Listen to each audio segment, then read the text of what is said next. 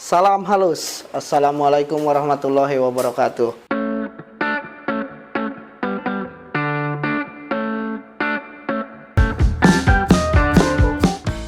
Bertemu lagi dengan channel kita Raja Semesta TV. Nah, jadi video kita kali ini agak sedikit beda karena banyak tuntutan dari kawan semesta ingin banyak bertanya terhadap mediator kita. Nah, jadi di samping saya ini saat ini sudah ada Arif ya. Arif, bagaimana kabarnya Arif? Alhamdulillah baik. Harus baik ya, harus baik. Jadi gini Arif, jadi banyak pertanyaan dari kawan semesta nih yang ingin ditanyakan ke Arif. Mungkin untuk Arif coba perkenalkan diri dulu ke kawan semesta yang baik. Untuk kawan semesta, perkenalkan nama saya Arif Permata atau nama asli di KTP Rohata. Banyak panggilan, banyak sekali. Banyak sekali. Seperti banyaknya dukun-dukun yang masuk ya. Baewon ya. Ya, asli orang mana nih Arif ini? Kalau asli lahir di Tangerang. Dari Tangerang itu umur 2 tahun, pindah ke sini ngikutin orang tua. Nah, disinilah mengenal Awawan sejak umur 4 tahun. Oh, jadi sudah kenal lama banget lah ya sama Awawan. Nah, mungkin banyak pertanyaan juga ini yang saya wakili ya dari kawan semesta. Itu dari tahun berapa Arif mulai belajar ilmu seperti itu ke Awawan? Untuk mempelajari ilmu itu waktu umur 10 tahun kalau nggak salah. 10 tahun lah kalau nggak salah. Gila, kawan semesta. SMP. Waktu SMP. Oh, SMP ya. Sama belajarnya bukan dari Awawan, dari mamangnya. Oh, mamangnya. Ya, Mang Ai. Dasar lah. Ya, dasar-dasar dari Mang Ai. Untuk belajar sambat-sambat lah, sambat, ciuman, terus horo gitu. Alhamdulillah sedikit demi sedikit bisa gerbang-gerbang kegaiban kebuka. Nah, setelah belajar sekian lama dari Mang Ai-nya kabur. Kabur ke mana ya? Dalam Awawan, dari Awawan itu mulai disempurnakan. Jadi dari tahun berapa itu? Kira-kira dulu SMP itu tahun 2007 kalau nggak salah. Jadi 2007 lah. Memang luar biasa dari 2007 gitu. Jadi kawan semesta udah lama sekali ya Arif ya. Udah lama, kita umur berapa 2007? 10 atau 12. Ya, gitu segitulah lah ya rupanya. Pikiran itu. Ya, mungkin bisa diceritakan terhadap kawan semesta pengalaman-pengalaman untuk apa ya, belajar ilmu tahapan-tahapannya sampai sesempurna itu menjadi mediator gitu. Untuk tahapannya sih ya pertama anugerah, dibukakan gerbang kegaibannya dari dulu oleh leluhur. Ya. Nah, disempurnakan oleh Awawan. Pertama harus puasa wedal. Puasa wedal. Puasa lahir. Terus kemudian setelah puasa lahir, puasa ngapit. Puasa ngapit apa itu puasa ngapit? Puasa ngapit itu puasa 3 hari, terus 3 hari lagi. Minggu. Kalau wedal kan itu puasa hari lahir ya. Ya, bisa dibilang hari lahir. Kalau ngapit itu mungkin kegunaannya untuk apa itu puasa? Untuk mensempurnakan. Terus jadi kalau setelah puasa ngapit terus disuruh puasa, yaitu puasa tawasul. Puasa tawasul itu untuk mendoakan kepada leluhur, kepada Allah Subhanahu wa taala, kepada para nabi, para malaikat dan seterusnya, makhluk semuanya didoakan. Puasanya itu selama 3 hari untuk lebih mensempurnakan. Ketika raga dimasukin oleh makhluk-makhluk gaib, dukun, roh-roh itu tidak terasa apa-apa. Nah, disitulah. Artinya agar energi itu membalance, menyatu dengan diri kita gitu kan. Dalam arti mungkin kalau teorinya lah seperti itu. Nah, setelah itu apalagi tuh Arif tuh? Setelah itu ya sudah disuruhnya itu berzikir. Zikir ya. Terus yaitu zikir ya latif sama Allah 101 kali setiap sholat. Terus dilaksanakan terus. Ya begitulah, alhamdulillah hasilnya. Ya, mungkin tadi pengalaman tahapan untuk menuju ke sana ya Arif ya. Nah, kira-kira itu membutuhkan waktu berapa lama? Itu yang ditanyakan waktu netizen. itu jangka waktunya itu tidak bisa ditentukan karena yang namanya untuk dimasukkan jadi mediator itu tidak tergantung oleh waktu, tidak dibatasi oleh waktu. Kalau memang udah waktunya kebuka terus sempurna, Allah mengizinkan, bisa. Dalam arti berarti lebih ke diri kita sendiri dan Allah menghendaki. Ya begitu. Gitu ya kurang lebihnya ya. Jadi seperti itu. Jadi kawan semesta dalam arti gini. Jadi tidak mudah juga ya Arif ya untuk menjadi mediator itu. Bagaimana itu pengalaman pas pertama? Coba ceritakan ke kawan semesta. Pertama itu jadi mediator dimasuki oleh awawan itu semacam harimau untuk mengetes pertama bisa atau tidak, sempurna apa tidak. Alhamdulillah pertama masuk efeknya itu lemas ya, dan energinya itu kuat ya. Karena harimau itu mungkin lebih kuat dari Aharif ya, energi Aharif. Kita dari energi dalam diri seperti itu. Terus seiringnya waktu dimasukilah pengobatan, dukun-dukun, siluman, kemudian alhamdulillah atas izin Allah kuat. Alhamdulillah. Karena sering berzikir, itu berzikirnya ya aktif sama Allah udah. Nah, jadi kawan semesta pun banyak yang penasaran ya Arif. Penasarannya seperti ini. Apa sih yang dirasakan oleh mediator ketika dimasukin dukun atau dimasukin makhluk? Apa yang dia rasakan? Katanya seperti itu. Yang dirasakan itu pertama energinya pasti kuat antara negatif dan positif. Kedua antara sadar dan tidak sadar. Kenapa? Karena saya udah mengalami anugerah yaitu ma'rifatullah. Mungkin tidak 100% full dimasukin ke dalam raga. Kenapa? Karena di dalam hati ada sering berzikir Allah.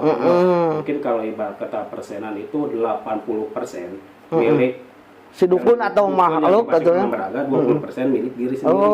Karena kadang-kadang sadar. Dalam arti mungkin gini, ketika mengetahui ketika kita pun si dukun itu ya, Arif misalkan dukunnya itu ngomong kayak gini, ingat Arif ingat gitu kan? Ingat gitu. Karena itu anugerah ma'rifatullah. Jadi kecuali tidak ma'rifat mungkin 100% full dimasukin dan tidak sadar. Mungkin seperti Audin ya. Audin, jadi kawan semesta, jadi di awal kita podcast dari dulu gitu kan, saya membicarakan yang paling sempurna itu Arif, dan tadi Arif sudah izin Allah lah, izin Allah. Cuma memang secara tahapan Arif sudah sampai ke ma'rifatullah ke sana. Jadi ketika dimasukkan roh-roh atau makhluk atau brekel yang seperti itu, jadi tadi persentasenya Aharif itu 80% milik mereka, 20% milik Aharif diri sendiri. Jadi secara tidak langsung dia mengetahui dan menyadari apa yang tadi terjadi itu sebenarnya ya, kurang lebih seperti itu. Apakah itu perbedaan? Kadang gini, awawan itu ketika memasukkan suka tidurkan dulu kan Aharif. Nah, itu ada perbedaan enggak antara ditidurkan dulu atau enggak gitu perasaannya itu? Perbedaannya kalau misalkan ditidurkan, otomatis kalau sesudahnya itu fresh badan itu, tidak merasakan kelelahan. Karena sadar. Tapi tetap sadar itu, Pak? Sadar, karena kan 20% milik diri sendiri, kan hati. Iya. Yang terbangun itu hati, karena sering zikirullah, dalam hati zikir itu Allah sering terbuka. Itu terbukanya gara-gara pengabdian pada sang guru. Jadi ada memang izin guru dan izin. Kalau tidak ada izin guru, ridho guru, tidak akan bisa. Benar Arif. Dan memang ya itulah, jadi sepengetahuan saya juga, saya memang mengenal beliau adalah kakak kelas saya. Cuma memang kita gabung ke sini, saya yang lebih paderi lah, paling bungsu lah, dalam arti paling bungsu ke sini.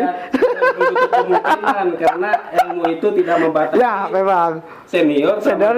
Jadi, nah itulah bisa dikatakan Aharif, Audin dan Haris yang lain itu adalah senior saya. Saya banyak belajar dari mereka tentang kebatinan sebelum ke awawan, jadi ke mereka dulu gitu. Ya memang Aharif sendiri, wah saya luar biasa salut dengan energinya yang tanpa lelah. Waktu itu ketika Audin benar-benar drop karena kita ngobatin yang mana itu ya, orang Surabaya kalau nggak salah ya, sampai tangannya patah. Itu berapa hari? 3 hari itu, dari pagi sampai pagi lagi itu Aharif. Wah luar biasa. Karena kenapa? Izin Allah. Karena memang ya yang saya bilang, beliau penyempurnaan tahapan ilmunya sudah istilahnya lebih lah dari yang lain gitu Arif. Nah jadi kawan semesta juga banyak yang bertanya-tanya seperti ini, apakah semua orang bisa jadi mediator atau tidak gitu Arif? Coba mungkin dari Arif. Untuk jadi mediator tergantung orangnya. Maksudnya? Maksudnya gerbang kegaibannya itu ada yang dibuka sedikit-sedikit dan ada yang belum. Ada proses. Proses itu karena ada mungkin dikala aku menyimpang. Nah, jadi yang menutup itulah ya. Tapi tidak mungkin menutup kemungkinan seperti itu karena yang namanya udah takdir, gerbang kegaiban kebuka, pasti bisa kebuka. Biarpun orang itu maaf katakanlah menyimpang lah. Kalau udah waktunya kebuka bisa. Banyak orang-orang spiritual asalnya itu dari menyimpang dan kemudian dia bisa kebuka jadi benar. Ya, mungkin balik lagi kehendak Allah. Ya. Allah. Kalau sudah berbicara kehendak Allah, kita tidak bisa ngomong apa-apa lagi. No comment. Itu udah kuasa Allah itu. Balik lagi ya. Jadi apalagi ya. Jadi banyak sih sebenarnya pertanyaan-pertanyaan yang ingin ditanyakan. Nah, jadi gini. Arif sendiri gitu, pernah ada di dalam hati kecil merasa takut tidak ketika dimasuki oleh dukun? Pasti, bahkan ada. Yang saya sendiri yang mengikuti gitu, Arif waktu itu kita ngobatin orang Arab kan, dia meminta Arif, itu saya juga khawatir gitu. Nah, apa itu yang dirasakan waktu itu Arif tidak sadar sama sekali itu? Itu waktu pengobatan diambil sukma itu memang sukma kerasa ke bawah itu ditahan.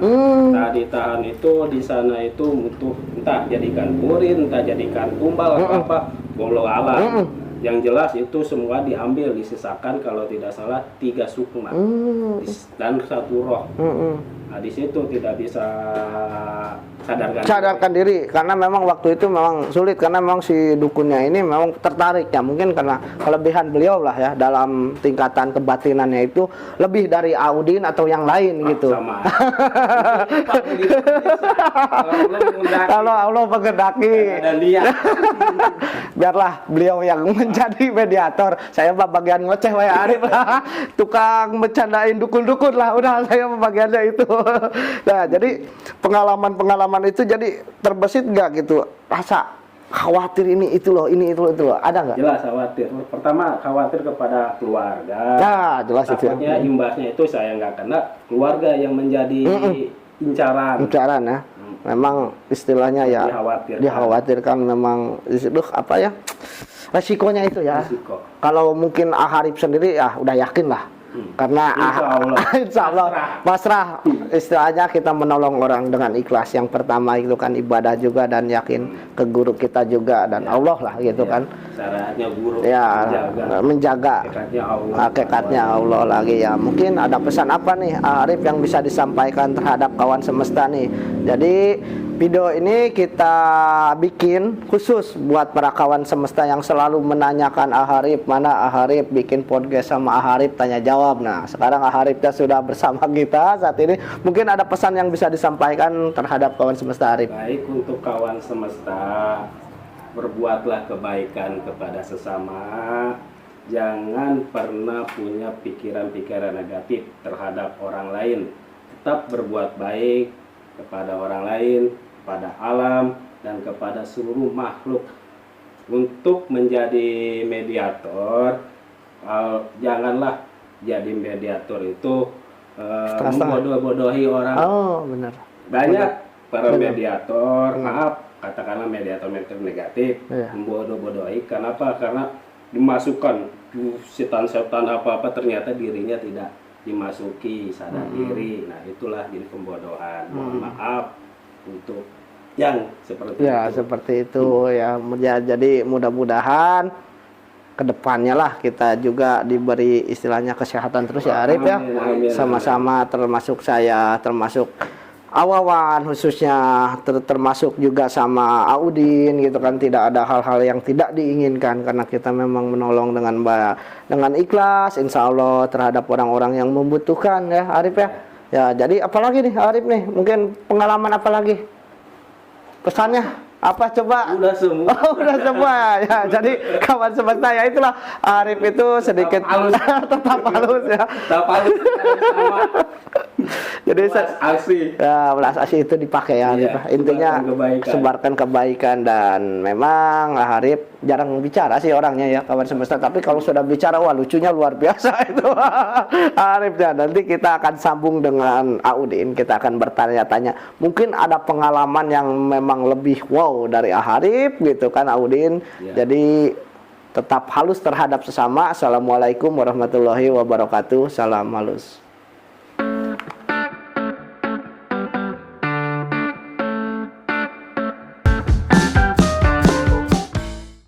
Ya, jadi tadinya kita ingin memanggil Audin ya, kawan semesta. Cuma berhubung Audin tadi ada panggilan mendadak, jadi mungkin kita lebih ke langsung ke sehu besar kita aja. Ya, kita sambut Ayo silakan Ayo. Jadi nah, assalamualaikum Assalamualaikum warahmatullahi wabarakatuh. Ya, waalaikumsalam warahmatullahi wabarakatuh. Bagaimana kabarnya Alhamdulillah.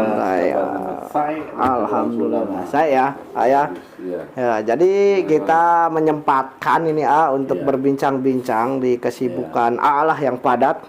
Waktunya kita break istirahat, tapi kita coba bikin konten ini. Betul. Tadi kita sudah berbincang dengan Harip seputar apa yang beliau rasakan menjadi mediator, bagaimana pesan-pesannya. Nah, mungkin kita lebih ke langsung ke aja nih. Banyak yang ingin ditanyakan katanya para kawan semesta kita. Tadi banyak pertanyaan-pertanyaan. Nah, mungkin salah satunya ini nih. Punten, apakah setiap orang bisa menjadi mediator atau tidak? Untuk menjadi mediator bisa, tapi untuk menjadi mediator yang sempurna, yang benar-benar utuh, itu harus ada pendidikan. Pendidikan itu keseimbangan dalam tubuhnya. Harus kita seimbangkan semua tubuhnya. Karena energi tubuh antara panas dan dingin itu harus kita seimbangkan. Alam karuhnya kita seimbangkan, alam lehernya kita seimbangkan, ya kan, alam prajuritnya, energi empat pancernya, dewa-dewanya, malaikatnya kita seimbangkan. Jadi seperti itu. Cuma tadi juga sudah dibantu sih, sudah dijawab oleh Harip ya. Semua orang juga bisa ya, artinya ada gurunya dan kehendak Allah juga kan. Izin Allah. Izin Allah lah ya. Nah, jadi lanjut dari pertanyaan kembali ini.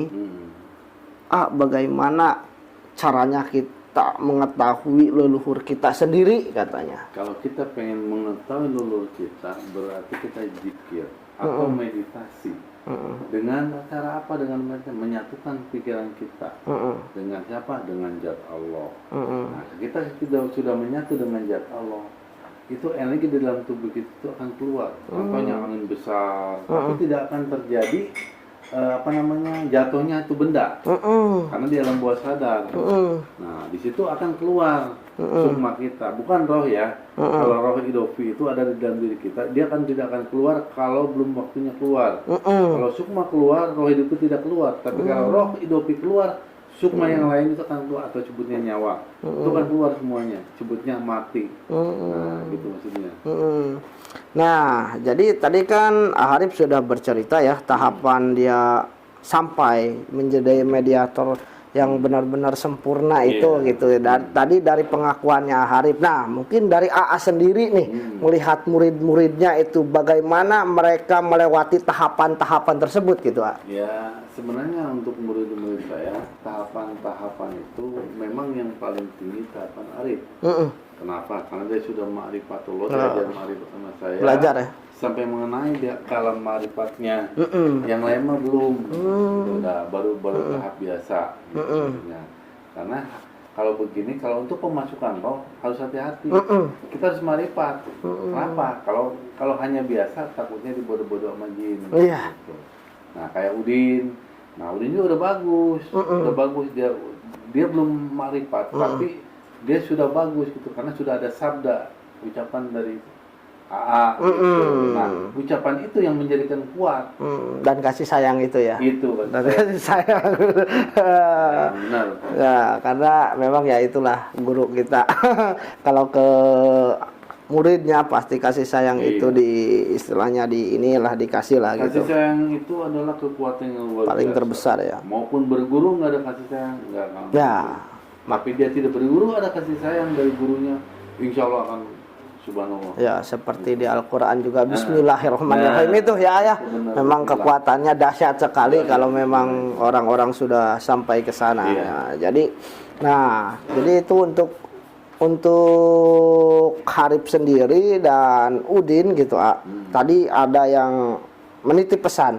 Apakah beliau bisa sampai ke tahapan ilmunya AA katanya? Insya Allah. Seperti Karena itu. bagaimanapun setiap orang pasti bisa, asal kita harus yakin dan sering berzikirullah dengan ikhlasnya.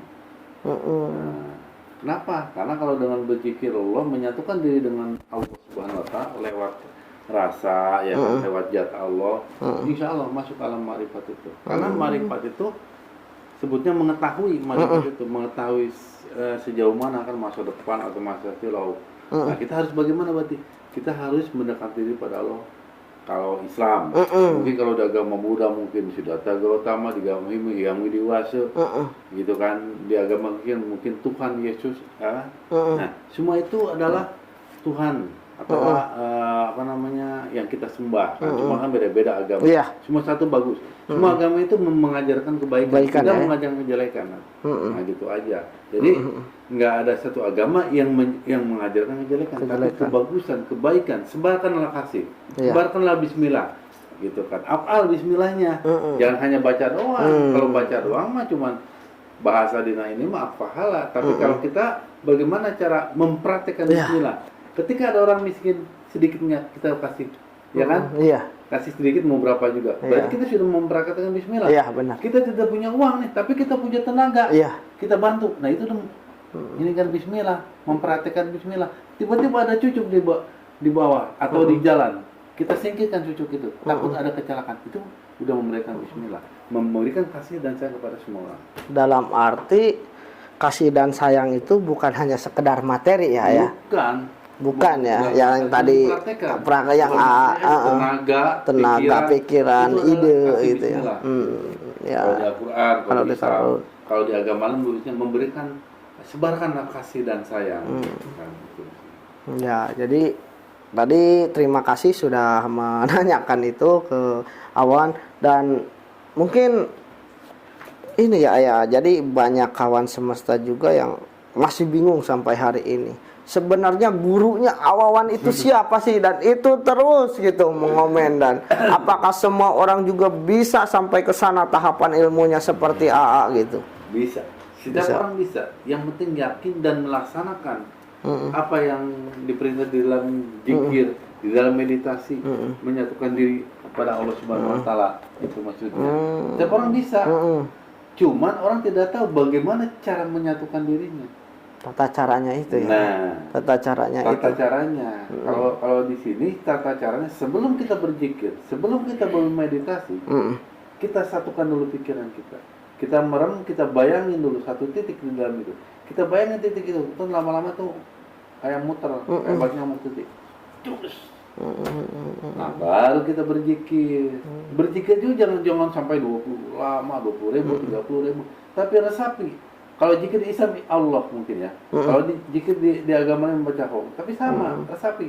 Oh, atau Allah. Nanti energi di dalam tubuh itu akan naik ke atas, akan membuka energi ini tubuh kita. Makanya diriwayatkan Kanjeng Nabi Khidir membolongi perahu, ya kan? Artinya bukan perahu dari perahu bentuk kayu lah, bukan, tapi dalam diri kita. Bagaimana supaya energi itu keluar, alam-alam cahaya supaya keluar, supaya menyatu dengan alam-alam kita di dalam dunia, di dalam diri kita. Jadi sakti, itu maksudnya. Gitu. Dan gurunya Awawan siapa? Itu yang banyak ditanyakan oleh para kawan semesta nih. Ya kalau guru saya sih itu kan nggak ada gurunya. Ya. Cuman saya nekat. Kalau harus punya ilmu masak, berarti kita harus melewati alam ketakutan, alam kematian diri. Harus merega sukma, itu merega sukma takut dipegang sama jin atau bagaimana gitu. Ya guru saya sebenarnya sih di dalam diri semua orang itu guru saya sama, yaitu semar. Semar itu samar. Ada di dalam hati nurani yang paling dalam itu. Yang harus dicapai dengan awas, dengan kesucian. Nah itu udah masuk alam, karena semar itu punya hitam dan putih. Dia tidak membedakan antara hitam dan putih, tidak membedakan dia orang jahat dan orang baik. Semua itu adalah hamba-hamba Allah. Semua kata semar itu, semua itu adalah kata bahasanya itu anak-anakku semua. Kita tidak akan membedakan semuanya. Mau ras apa, agama apa ya. Sama semua. Agama itu agaman, semua kita rangkul semuanya. Kalau salah satu membedakan agama, berarti bagaimana? Berarti fanatik. Ya. Yang namanya fanatik berarti ego. Yang namanya ego berarti nafsu. Yang namanya nafsu atau ditunggangi oleh setan atau iblis. Nah, kalau udah begitu bagaimana? Pikiran kita udah kacau. Nah, berarti pengen marah. Berarti kita tidak bisa mengimplementasikan atau mempraktekkan bismillah itu ya, secara tidak langsung, garis besarnya ke sana. Betul. Dan apakah semua orang itu memiliki semar di dalam dirinya? Ada. Cuman ada yang kebuka dan tidak. Itu aja. Ada semua semar itu ada kan di dalam hati nurani. Allah sudah menciptakan semua badan kita tuh ada malaikatnya, ada cahaya, ada iblisnya, ya kan? Ada setannya, ada silumannya, ada genderuwonya, ada kuntinya, semua ada dan itu kumplit Allah itu. Cuman diberikan keimanan Allah. Bagaimana nih cara mengontrolnya? Ya. Itu maksudnya. Ya mungkin kalau di Islam kita kan rajin beribadah dengan salatnya, zikirnya. Dalam arti itu untuk mengontrol setan-setan nafsu-nafsu kita, bukan menghilangkan, karena memang tidak bisa ya. Nggak bakal bisa hilang. Nah, dan mungkin gini, banyak orang yang juga yang bertanya, ruqyah itu katanya kan itu benar atau enggak ruqyah itu sih? Ruqyah itu artinya bukan mengusir setan di dalam, tetapi yang di dalam itu kan Karun punya prajurit itu. Nah itu prajurit Karun itu genderuwo kayak gitu yang panas. Sebenarnya bukan setan yang dari luar masuk ke dalam kita, bukannya. Yang di dalam ini, yang di dalam keluar masuk lagi dah. Ya, iya. Itu mah bagian diri kita. Enggak akan bisa dipisahkan ya. Bisa. Setan itu bentuknya kayak kita. Maaf aja, setan itu bentuknya kayak kita, tergantung cahayanya. Mau cahaya merah, mau cahaya hitam, bentuknya kayak kita. Itu kan cahaya, ya kan? Atau dari api, ya kan, dari angin, dari ini semua kan gitu. Dan malaikat juga cahaya. Iya. Ya kekuatan malaikat itu melebihi beberapa sampai sayang beribu-ribu. Kekuatannya itu mah. Ya logikanya kita kan kalau riwayatkan itu setan dari api, kita aja makan masakan dari api. Air panas kita dari api. Bisa hilang. Mungkin kita bisa mengontrolnya atau mengimbanginya lah. Jangan sampai dihabisin itu. Iya. Kalau dihabisin nggak bisa makan. Benar. Saya begini. Benar, karena kita makan pakai nafsu. Coba kalau kita nggak ada nafsu ya. Iya. Ngerokok jalan kita. Itu nafsu kan. Kalian bisa ya. Nah, iya. Subhanallah. Jadi seperti itu ya. Jadi kawan semesta yang bertanya-tanya tentang ruqyah, tanya apa ruqyah gitu, tadi sudah beliau jelaskan, dan memang wah subhanallah lah untuk sampai ke sana. Apakah ada amalan khusus gitu yang bisa dilapatkan oleh para orang-orang awam gitu untuk menyeimbangkan? Karena tadi ada yang bertanya, kenapa ketika saya sholat itu berasa panas, berasa ini, apakah setan dalam diri saya begitu menumpuk, katanya gitu Pak. Nah kalau kita sholat panas, itu alam prajurit leluhur atau karuhun yang kepanasan. Kenapa? Karena tidak diseimbangkan antara energi Al-Quran, energi buhur, dan energi diri. Nah kita harus menyeimbangkan. Kalau tidak seimbang itu panas itu. Harus dibikin wadah di dalamnya itu. Di dalam badan kita itu wadah. Kenapa? Karena ketika si prajurit Karhun mau bagaimana, dia akan masuk ke dalamnya. Jadi tidak akan seperti ada tempat rumah lah. Betul. Seperti ada tempat rumah. Dan apakah itu bisa dilakukan oleh sendiri atau hanya orang-orang seperti AA lah gitu dalam arti? Orang keahlinya. Balik lagi ya. Benar. Karena ya semakin kesini, dan saya pribadi pun banyak belajar ya dari konten-konten kita selama ini. Dalam arti ya saya juga baru mengetahui lah akhir-akhir ini apa itu ibadah, apa itu ilmu. Iya, sembahyang sama ilmu itu beda. Katanya. Nah, mungkin bisa lebih dijelaskan lebih detail lah terhadap kawan semesta itu. Ya kalau sembahyang itu artinya kan sembah eyang atau Hiang, apa namanya hiang atau kegaiban yang kita tidak melihat kegaiban tapi percaya. Karena Allah itu maha gaib kan. Tidak kelihatan tapi kita percaya bahwa Tuhan kita Allah. Kan gitu. Nah, kalau kita sembahyang melaksanakan Allahu Akbar kalau bisa Allah beribadah. Letak punya ilmu makrifatnya di mana? Dan cuma Allahu Akbar tunduk semua bacaannya kan bacaan Al-Qur'an bahwa sholatku ibadahku hanya kepada Allah. Betul nggak sholat sampai subhanallah maksudnya Allah. Nah, ilmu beda. Kalau ilmu ketika kita merem berzikir pada Allah dengan memakrifatkan, menyatukan diri dengan zatnya, ya kan? Di Islam itu dengan zat Allah. Kalau mungkin di Hindu dengan zat yang Widiwasa, atau kalau di Buddha dengan Siddhartha Gautama kan gitu. Nah, kita menyatukan, ketika menyatukan itu energi itu udah menyatu semuanya frekuensi itu. Nah, itulah kebesaran Allah. Masuk ke alam bawah sadar. Nah, di alam bawah sadar itu alam mujizat. Tinggal lihat dalam pikiran kita terbang ya terbang. Ya dalam arti gini ya, jadi istilahnya makanya banyak orang yang bilang kok ini ahli ibadah, ahli sholat, tapi tetap kena guna-guna. Ya tadi itu. Ilmu dan sembahyang itu beda gitu ya. Sama. Mungkin karena biar kesana lagi ya. Kenapa? Karena dia sembahyang itu kepada Tuhan yang Maha Esa, betul, nggak salah. Apapun agama itu, ya kan. Tapi tidak dilatih untuk menyatukan bahasa itu. Keilmuan batin ya itulah. Itu maksudnya. Jadi ketika kita berzikir, kita ke meditasi kan kita latih nih Allah atau Ho. Nah, terus lama energi dari dalam tubuh itu akan keluar karena kita sebut terus. Nah disitulah ilmu akan keluar. Alam di bawah sadar disebutnya alam bawah sadar. Nah, alam bawah sadar kalau dibilang itu alam mujizat. Ketika kita bicara bisa jadi apa-apa. Cuman orang takut ke alam itu karena takutnya ditangkap sama jin. Tangkap itulah. Ditangkap siluman. Padahal dalam diri kita ada sukma sakti. Cuma tidak tahu orang-orang. Orang awam itu ya. Orang awam tidak mengerti sampai ke sana. Belum sampai ke sana secara pemahamannya lah. Iya, sedikit enggaknya sama pikirnya. Tim Raja Semesta sama tim Raja Semesta kan diterangin dikit-dikit. Dibongkar lah ya, dibongkar dikit-dikit begini kan gitu. Makanya yang selalu mengikuti konten-konten Raja Semesta TV atau video-videonya banyak pelajaran yang bisa diambil lah. Jangankan mereka ya yang menonton, saya aja yang berada di situ jadi mengerti, oh seperti inilah kehidupan, oh seperti inilah kehidupan gitu.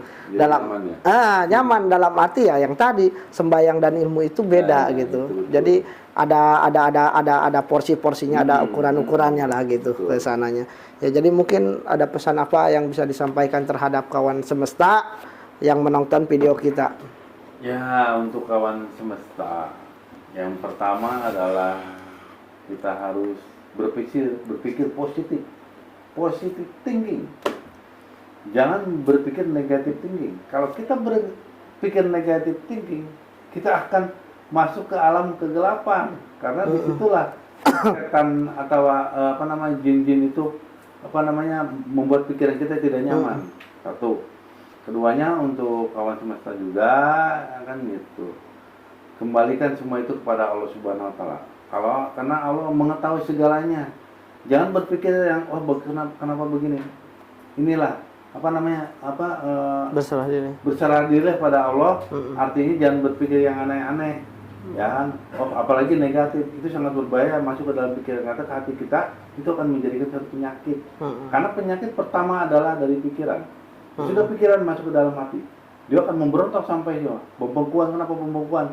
Kenapa? Karena cahaya di dalam diri kita itu udah redup. Karena pikiran kita itu udah diselimuti oleh alam kegelapan dari perbuatan pikiran kita juga. Itu maksudnya.